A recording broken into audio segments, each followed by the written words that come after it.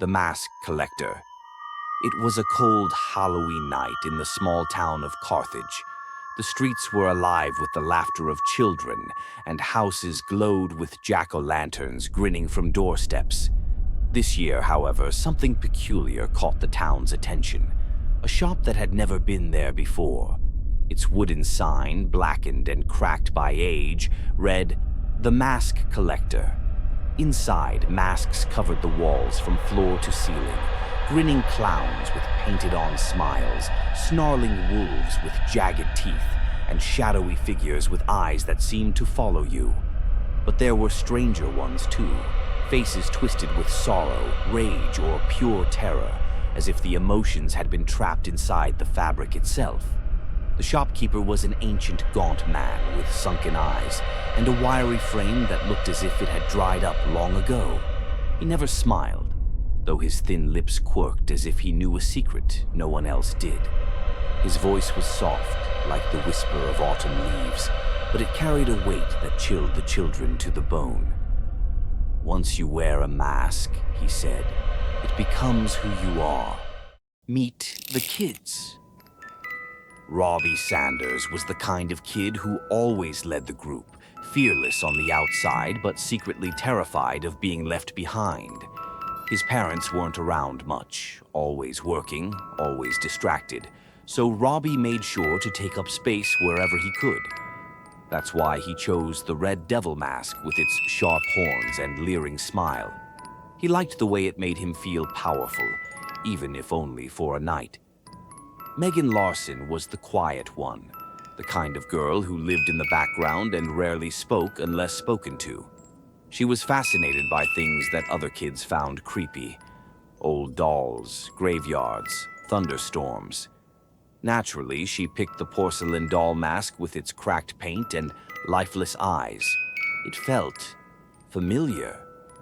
Jake Thorne was big for his age, the kind of kid who always felt like he had to be tougher than everyone else. He acted invincible, but he carried the weight of his parents' bitter divorce on his shoulders. He chose a skeletal mask with hollow eyes and bony fingers, thinking it looked cool, though he couldn't shake the feeling that the mask chose him. Becky Wilson was the wild one, always in trouble, always ready with a dare. Her parents were too overwhelmed with her younger siblings to notice her much. She picked the witch's mask with a long, hooked nose and a wicked grin. She didn't care if it scared people. That was the point. The first signs. At first, the masks were just fun.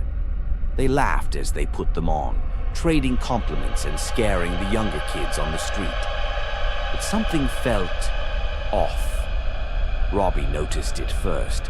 The devil mask clung to his skin, the fabric warm as if alive. When he spoke, his voice wasn't his own. It was a gravelly snarl that startled even him. But instead of taking it off, he liked how it felt. Powerful, dangerous. Megan's porcelain mask seemed to tighten around her face. As she touched the cracks, she swore they were spreading, as though her real skin was shattering underneath. Jake found that the skeleton mask made his bones ache, his joints stiffening as if his body was hollowing out from the inside.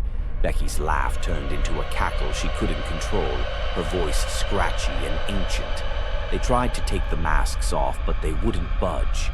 At first, they thought it was a prank, maybe some kind of trick glue or a Halloween novelty.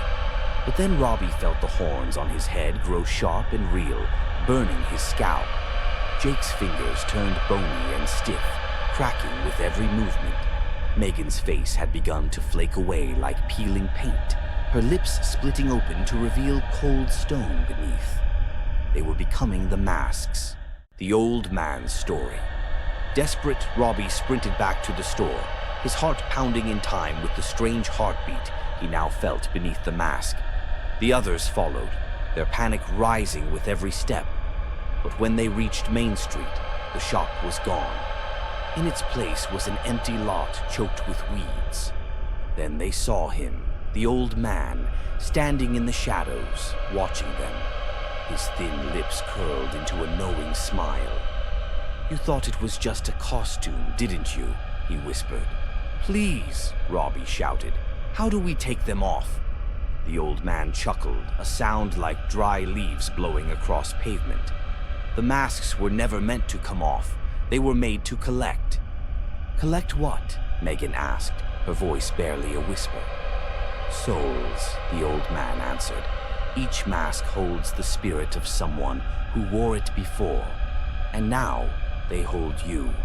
Robbie felt the devil inside him stirring, whispering promises of power. It wasn't just a mask, it was something hungry, something that had been waiting for years to wear flesh again. The longest night. The kids knew they had only one chance. They had to survive until sunrise. Maybe if they made it through the night, the curse would break. They gathered on the playground, trying to stay awake, trying to stay themselves. But the masks were relentless. Robbie's nails lengthened into claws, Megan's joints stiffened until she could barely move, and Jake's ribs poked through his skin like sharpened bones. Becky sat hunched over, rocking back and forth, muttering to herself. "It's no use," she whispered. "We're already gone. They'll take us just like the others."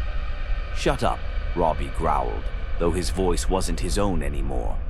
The devil was getting stronger. Megan reached out, her stone fingers brushing Robbie's arm. "We have to hold on. We're still us, aren't we?" A trick of the dawn. As the hours dragged on, the horizon began to glow with the first light of dawn. Relief washed over them. They had made it. But then the glow faded. The sky stayed dark. It was a trick. The masks knew.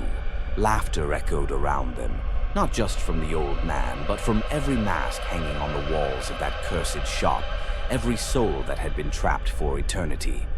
The masks tightened, and one by one, the children disappeared. A new shipment arrives.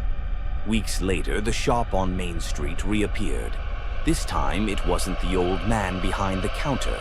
It was a young boy with sharp red horns and a devilish grin. New masks lined the walls, waiting for the next group of children. And Halloween was coming again.